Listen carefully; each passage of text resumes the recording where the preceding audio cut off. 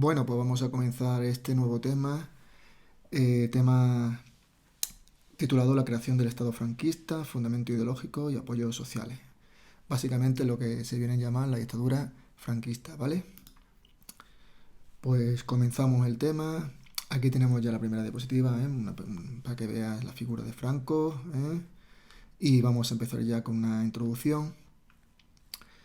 Bueno, pues Franco aparece tras la guerra civil, lógicamente, ¿no? Y va a consolidar la instauración de un régimen político dictatorial desde el momento que termina la guerra, en abril del 36, hasta 1975 con su muerte. Ese fenómeno, pues, ese régimen es conocido como el franquismo. Va a gobernar desde el 39 hasta el 75. Se le llamó dictadura franquista porque fue distinta a otra dictadura. ¿eh? Tiene de fascismo, tiene de catolicismo, tiene de militarismo. Es algo muy, muy peculiar. Por eso es una dictadura muy personalista, ¿vale? Sus tres pilares básicos, como ahora vamos a ver después, pues sería el ejército, la iglesia y la falange. Franco no tenía un proyecto político definido y fue cambiando sus ideas según las circunstancias exteriores, ¿no? El único objetivo era conservar el poder y perdurar el máximo tiempo posible. ¿Vale? España se encontraba prácticamente destrozada demográficamente, socialmente y económicamente. ¿Qué más? El franquismo rechazó corrientes ideológicas propias del siglo XIX, como el liberalismo, el nacionalismo, el marxismo. Por eso sería un militarismo, un catolicismo y un fascismo, ¿no? Su ideología principalmente se puede resumir en que era antiliberal. ¿Vale? Y bueno, pues vamos a pasar ya con los principios de su ideología franquista, ¿no? Los principios de la ideología franquista, ¿vale? Y sus bases sociales. Bueno, aquí lo tenemos en esta diapositiva, que creo es la quinta, es la página 6, esta diapositiva, la página 6, aquí vemos el franquismo y estoy rodeando ahora mismo pues lo que son los pilares del régimen, ¿vale? Los pilares del régimen van a ser el ejército, la iglesia y la falange, ¿vale? Y ahora los principios ideológicos serían estas, donde pone características del régimen, aquí vamos a poner los principios ideológicos del régimen. Ahora lo vamos a ir viendo: fascismo, antiliberalismo, anticomunismo, nacionalismo, catolicismo, militarismo. Lo vamos a ir viendo con vuestro apunte mejor, ¿vale? Aquí lo vamos a poner en la siguiente diapositiva, la página 7. Anticomunismo, lo mismo, ¿vale? Aquí también tenemos otra diapositiva, ya estamos en la página 8, pues el ejército del franquismo se apoya en familia, esto lo vamos a ver después. La iglesia, diversos grupos políticos como los carlistas, los falangistas sobre todo. Bueno, y ya vamos a ir con vuestros apuntes y vamos a ir punto por punto para esclarecerlo un poquito mejor, ¿vale? Bueno, la base ideológica del franquismo. Lo primero que tenemos es un gran centralismo. El franquismo presenta una visión unitaria y tradicionalista de España. La unidad es una de las características de España. Representa la unión de los españoles, por eso de ahí su odio y el ir en contra de los nacionalismos periféricos. Va a quitarle, califica los estatutos de la autonomía de Cataluña y del País Vasco como antiespañoles. Por eso lo va a suprimir. Va a dejar ciertos privilegios a las provincias de Navarra y de Vitoria por su ayuda durante la guerra civil, ¿vale? Cataluña va a estar bajo ocupación militar varios meses después de terminar la guerra y se persiguió el catalán, ¿vale? Por eso también podemos decir que es un nacionalismo español, un tradicionalismo, un patrioterismo, estaría también incluido de este aspecto, dentro del centralismo, y la unidad de la patria para él es un valor, y se justificaba en la raíz histórica, de ahí que saltaran mucho los periodos históricos importantes, relevantes de la historia de España, como serían la Reconquista, los Reyes Católicos, que consiguieron la unión de los dos reinos de Aragón y de Castilla, y la conquista de América, ¿no? Fueron episodios que continuamente va a recordar y de los que se va a sentir muy orgulloso, y sería un punto de unión entre todos los españoles. En definitiva, rechaza los nacionalismos y rechaza que España se rompa. ¿Vale? Eso sería el centralismo. Vamos con el nacionalcatolicismo, digamos, el apoyo que tiene de la Iglesia, ¿no? La Iglesia apoyó a Franco durante la guerra, calificó la guerra civil como una cruzada contra el anticlericalismo o laicismo de la República. Después él también piensa que España siempre ha sido católica. Franco lo que quiere es volver a restablecer aquellos valores, aquellos principios que según él siempre han sido, siempre han ido con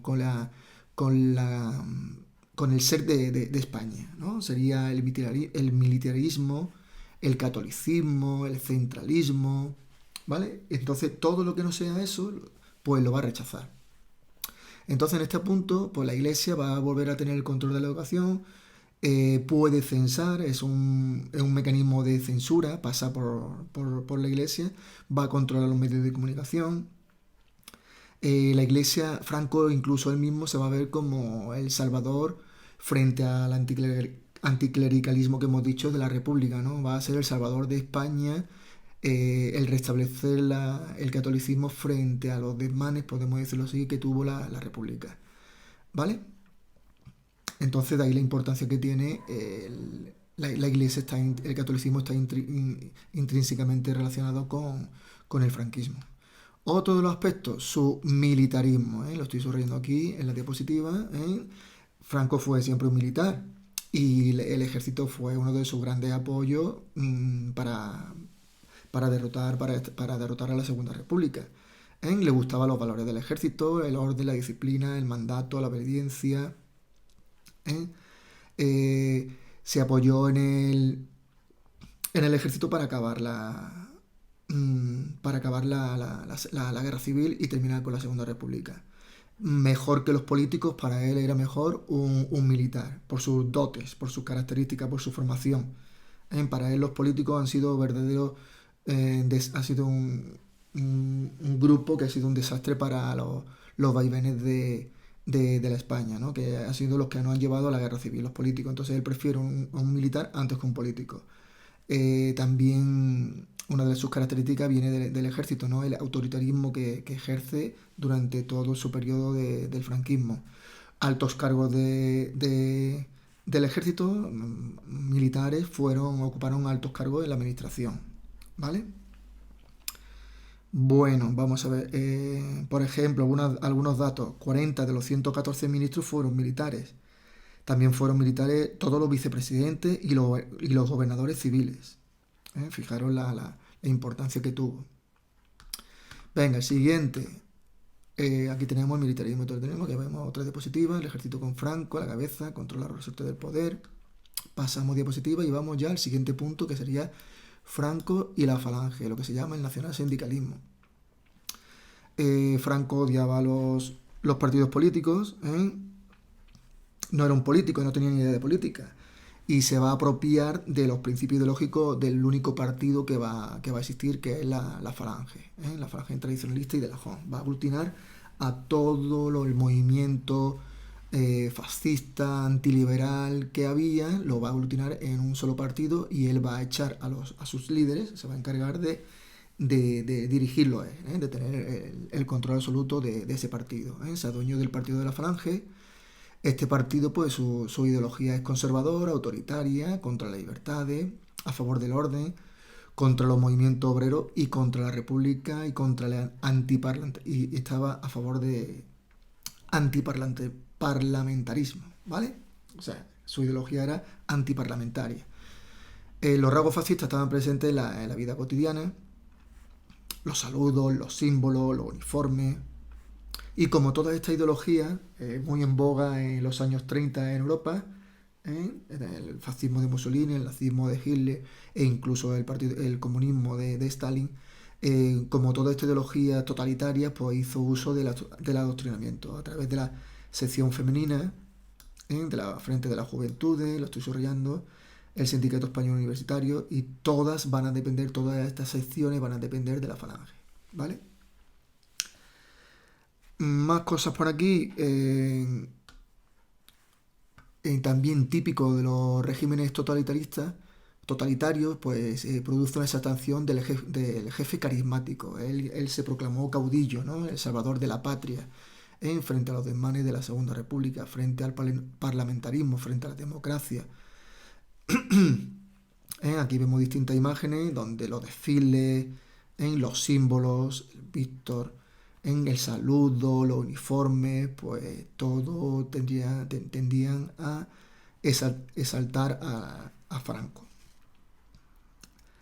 Y ya de los últimos puntos que tenemos aquí, pues ya seríamos los tres males para Franco de la patria, ¿no? A los cuales persiguió incansablemente, ¿no? Franco fue un duro perseguidor de la masonería, del comunismo y del judaísmo. Para él, estos eran los introductores de los dos grandes males del siglo XIX y del siglo XX, como era la democracia y la lucha de clases, auténticos males del país.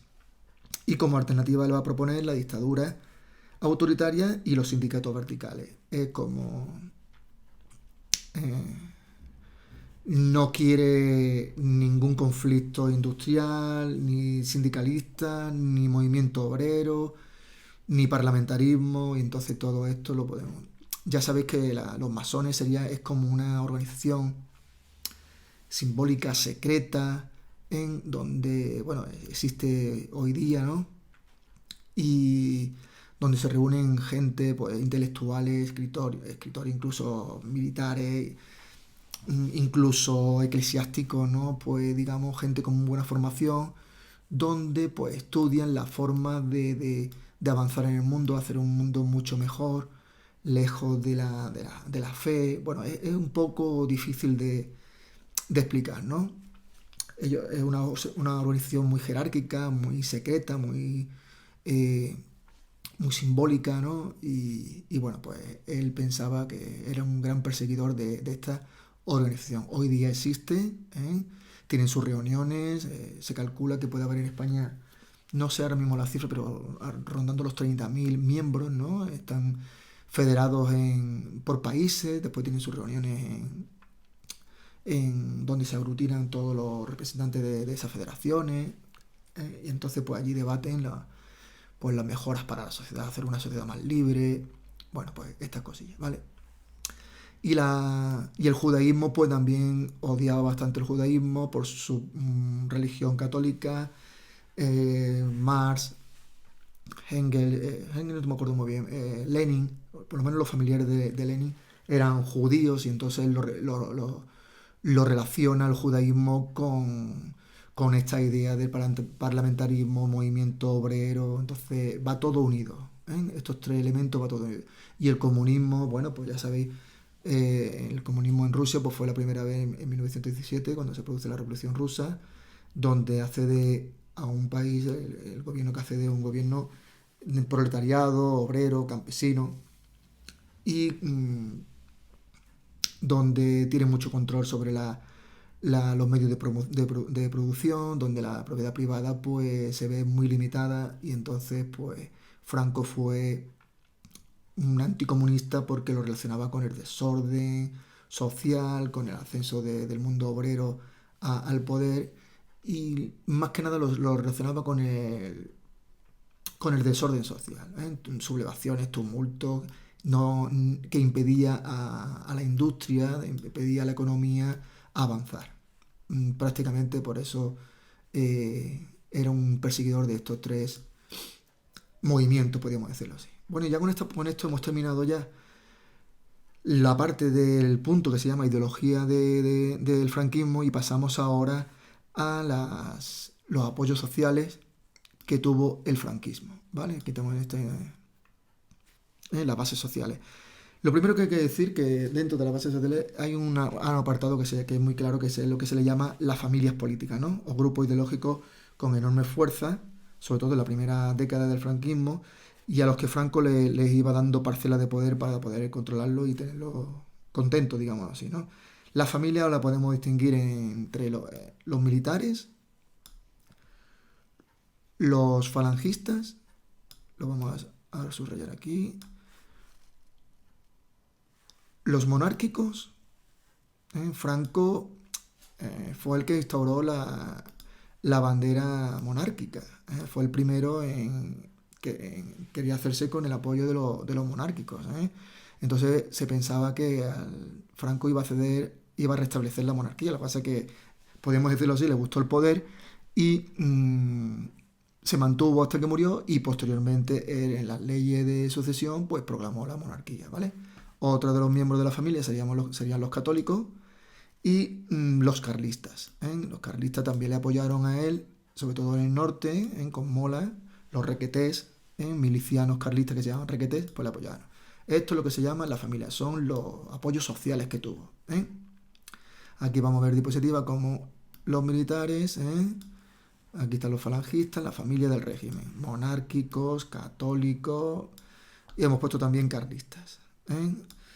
Los militares, bueno, pues son los que se sublevaron con la República, como Valera, Moscardó, Después, en la década de los 50, Luis Carrero Blanco, querían el orden mediante un gobierno fuerte y solían ocupar los ministros de Defensa, de Marina, del Ejército. Los católicos la mayoría provenían de la CEDA, y después y también mucho de lo que se llama el Opus Dei, una asociación católica muy en boga incluso hoy día, ¿vale? Tenían las carteras de educación, principalmente esta familia, los católicos les solía dar el Ministerio de Educación. Los falangistas, bueno, no sé si he puesto por aquí, esto lo tenemos aquí, vamos a ver. Estoy pasando aquí diapositiva para ver si he puesto. No. Vamos a ver si he puesto yo. No he puesto. Simplemente con esta diapositiva ya vamos viendo los falangistas. Vamos viendo la familia, ¿vale? A los falangistas poseían una ideología, ya lo hemos visto, una ideología cercana a los fascismos europeos. Su líder fue Ramón Serrano Suñer, su cuñado. Los falangistas perdieron fuerza tras la derrota de los fascistas en la Guerra Mundial y el partido cambió de nombre, llamándole el Movimiento Nacional. Solían ser ministros de Trabajo y de Agricultura. Los carlistas, no lo he puesto aquí, se integraron en el partido, mantenían su seña de identidad, pero se integraron en el partido, en el Movimiento Nacional, y solían ocupar la cartera de Justicia. Y los monárquicos, alfonsinos, bien a favor de Alfonso XIII o juanista con el hijo, defendían la restauración de la monarquía en Don Juan de Borbón, ya que Alfonso XIII abdicó en enero del 41 y falleció en febrero del 41. Y estos inicialmente también apoyaron a Franco, ¿vale? Y una vez vista la familia, las bases sociales que le apoyaron, nos iríamos a los grupos sociales, ya más concretos, en esta parte de aquí, los grupos sociales. Y aquí tenemos los grupos sociales, pues vamos a ver, que le rechazaron, pues lógicamente el movimiento obrero, los campesinos, sectores urbanos, que le daban más o menos neutro, clase media urbana, profesionales, trabajadores represaliados, pero bueno, lo que nos interesa, el apoyo. En el apoyo que va a tener la oligarquía terrateniente, industrial y financiera, que va a recuperar sus negocios y su dominio en la vida social, empresarios, comerciantes, hombres de negocio. Tenemos también, aquí tenemos oligarquía financiera, industrial, propietarios, propietarios agrarios, sobre todo en el norte y en ambas Castillas, de filiación derechista, falangistas, religiosos, militares, todo esto, pues, son lógicamente los que le van a apoyar porque ya le apoyaron durante la Guerra Civil y ahora van a haber compensado esos apoyos, ¿no? Ya hemos dicho que la Iglesia, los católicos van a tener una preponderancia ahora más importante en la vida española, los militares igual y los falangistas igual, ¿vale? Clases sociales, pues oligarquía, gente, propietarios, gente poderosa económicamente, terratenientes, gente poderosa en la industria, gente poderosa en la finanza, funcionarios de la administración, maestros, militares algunos. ¿Y qué tienen en común estos grupos que le van a apoyar? pues una mentalidad conservadora, defensora de la familia, defiende la propiedad privada, son católicos, suelen ser católicos, gusto por el orden, necesidad de eliminar la conflictividad social, necesidad de eliminar la lucha entre clases, por la vía de la fuerza, y esto es lo que tienen en común, y en general, generalmente pues eran contrarios a la república, ¿vale? Lo normal es que sean que apoyen la monarquía, suelen ser contrarios a la república, suelen apoyar o bien una monarquía o un régimen militar como el que tenía instaurado Franco, porque mucho pues no le importaba que siguiera Franco, o que tras la muerte siguiera el régimen autoritario, dictatorial de Franco, en otros políticos o en los sucesores de Franco, ¿vale?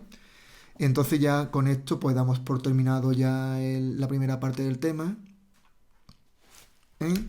Y pasamos ya como segundo punto, pues sería ya las leyes, las instituciones del franquismo, pues básicamente las leyes que va a lanzar Franco para, para controlar la vida política, ¿vale?